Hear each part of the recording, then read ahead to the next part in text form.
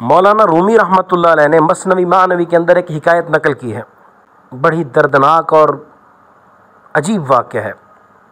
ایک چھوٹا لڑکا بھاگتا ہوا، قبل اسلام سے پہلے کی بات ہے، ایران کے ایک مفکر شیوانا کے پاس آیا اور کہنے لگا میری ماں نے فیصلہ کیا ہے کہ معبد کے کاہن کے کہنے پر عظیم بت کے قدموں پر اپنی چھوٹی سی بچی کو قربان کر دے، اور میری ماں اس کو قربان کرنے والی ہے، آپ مہربانی کر کے چلیے میرے ساتھ اور اس کی جان بچائیے۔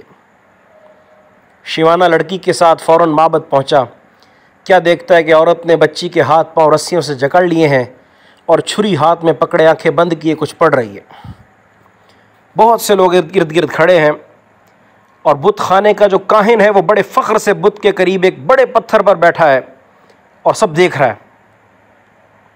شیوانا جب عورت کے قریب پہنچا تو دیکھا کہ اسے اپنی بیٹی سے بے پناہ محبت ہے۔ وہ بار بار اس کو گلے لگا کر والہانہ انداز میں چوم رہی ہے، مگر اس کے باوجود معبد کدے کے بت اور کاہن کی خوشنودی کے لیے اس کی قربانی دینا چاہتی ہے۔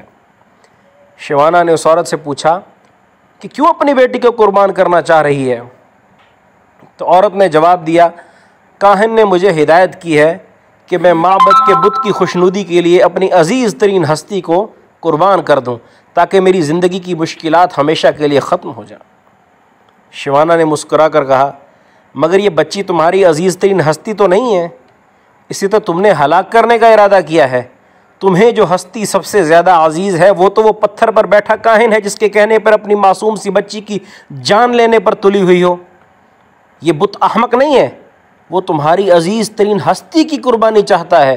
اگر عزیز ترین ہستی قربان کرنا چاہتی ہو تو اپنی بیٹی کو نہیں، اس کاہن کو ذبح کرو جس کے کہنے پر بیٹی کی گردن پر چھری چلا رہی ہو، کیونکہ اس کے کہنے پہ چھری چلا رہی ہو تو وہ تمہیں زیادہ عزیز ہے، ورنہ بت تم سے خفا ہو جائے گا اور تمہاری زندگی جہنم بنا دے گا۔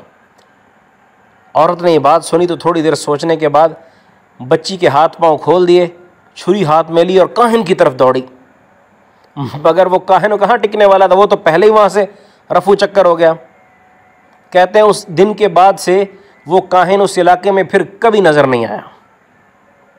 تو جو بات میں کہنا چاہتا ہوں وہ یہ کہ دنیا میں صرف آگاہی کو فضیلت ہے اور جہالت اصل گناہ ہے۔ ہر گناہ کی اصل جو ہے وہ جہالت ہے۔